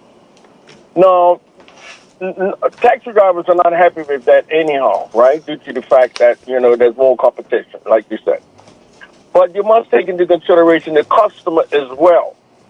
Who is the one who has actually created that shared ride thing. You know what I mean? Where if you were to go up to one of the grocery stores, I don't want to call it a name, and what's the operation up there, or what happens there when it comes to that shared ride thing? And what I think the government is trying to do is to try to, from what I see, is trying to help the drivers or the people who want to use the private cars to provide that service that the customer itself is asking for and wanting for, due to the fact that they can't get the service from the taxi drivers in those particular grocery shop areas. Some areas, could use more bays to help the drivers to be parked there. And you know what bays they do have? You have these shared ride people that would even take that bay. But what I'm saying is this, is that the drivers who is doing that, the government is trying to give them some legal way of doing it by announcing this shared ride. And they would have to go through the procedure of insurance and this and that, all the regulations that will probably come along with that to provide that service for those customers who is asking for that service. It's not just it's not the government that's doing anything. It's the people themselves who want that kind of service, who has that type of communications with those shared ride drivers. And what they're doing is against the law. So the government is trying to work with both ends, the customer and the people that's providing that service, and giving them a legal right to be able to do it. Now, it still doesn't cut out the drivers, the taxi drivers, and the minibuses who service those people as well. But it at least makes everybody legal to have a better control. Because right now, government could go up there and cancel all of those.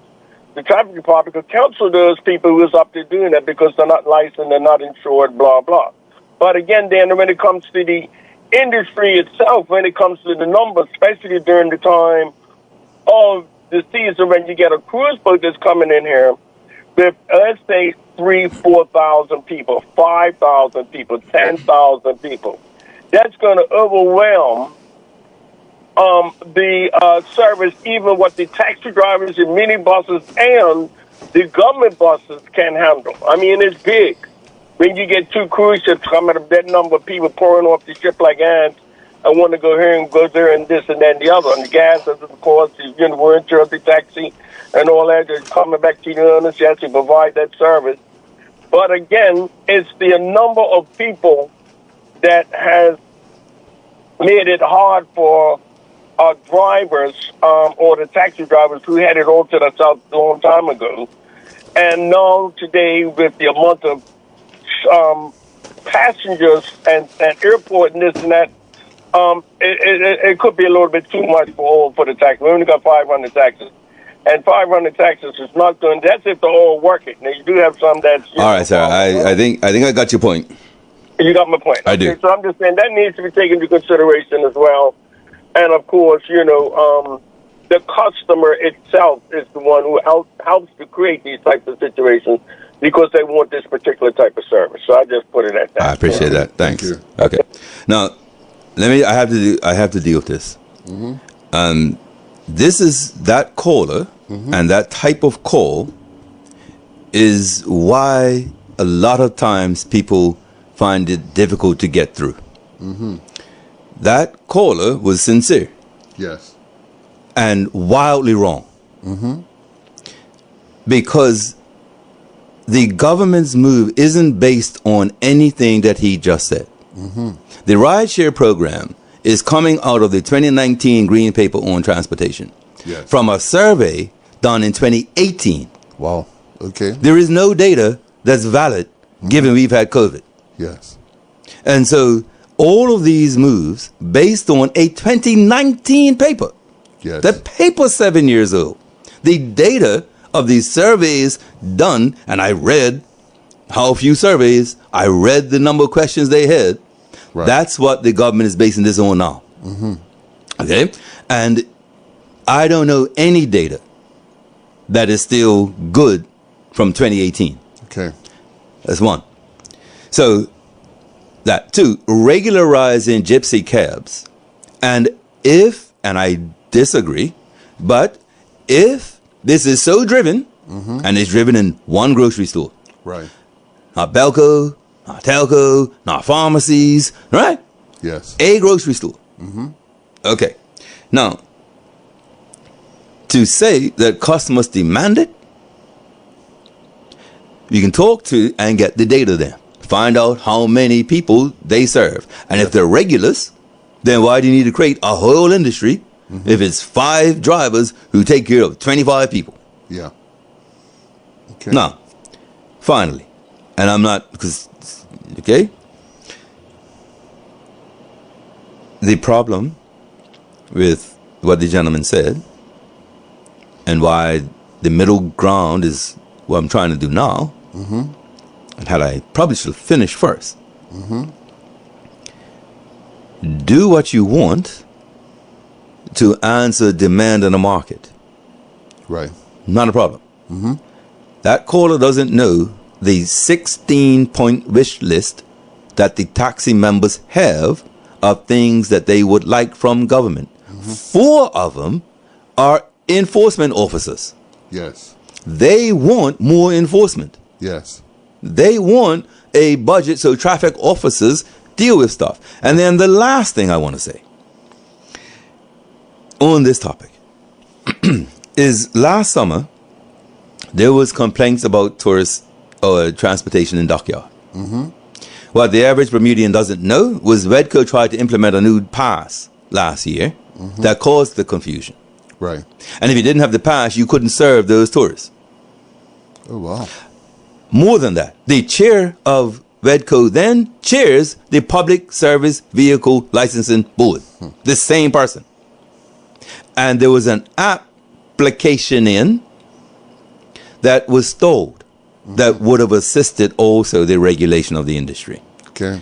And so I'm not blaming and I'm not even downing that caller. That's not it. Right. Okay. It's just that when I say I'm red, I read a ton. Yes.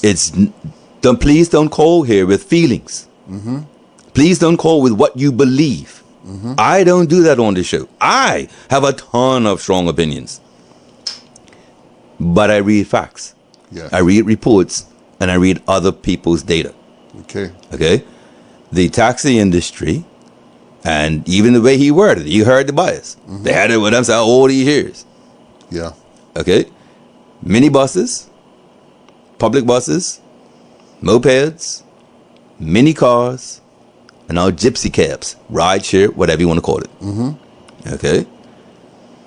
You can even do more than that if you want. Hovercrafts and whatever. Right. But just reflect that with the drivers.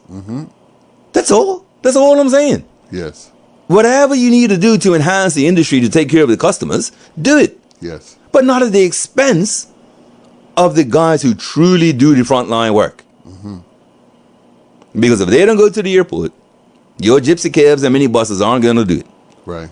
I forgot one other. Limos. Limos. Yes. Minibuses, mini cars, mopeds, rideshare. Yes. All I'm saying is an obvious fragmentation of that industry. It obviously hurts the bottom line of the drivers and owners. So why not do something for them if you need to take stuff from them? Yes. That's balance. That's what I'm saying about ABIC. We understand you got immigration issues. We understand. But we also know that your people who you pay can't afford the high prices in grocery stores. And so why would the grocery store lower the prices if their volume of sales is still high? Yes. So we both have give and take. There you go. Really? It is 17 minutes past 4. You want to say anything to the people? Well, you know something, like I said earlier, let's be careful on the roads. Yeah, man. It's imperative. We're losing lives. Let's have some empathy, some compassion. You understand? And that's one thing that I hope we can, let's start with a week where we could just go through this week without an accident, where everyone's looking out for each other. So I'll tell you what, I watched a movie years and years ago, and there's Metropolitan Scotland Yard police officer. Right. It's a comedy, right? A dark comedy. Went to this little village to go work. Right. And one of his biggest things, and I've heard the police service here has changed it, right? And it's funny because I think of this movie every time I hear it. Right. But the guy, somebody in the village say, "Hey, Sergeant Willie, it's been an accident." And he was like, "The word is collision. Accident increases the bias that you think it was nobody's fault." Yes. Right? An accident. Oh, it's an accident. Right? Okay. Now, we mean it's a collision. Yes. But in order to, I guess, get more accurate, the police have been calling it collision. But that's Bermudian. Accident. I'm with you. I'm not saying you're wrong or don't do it. Okay. I'm just saying to you. And I even said it was a movie. And you're right. But you're right. What is going on today? Are right about being a collision.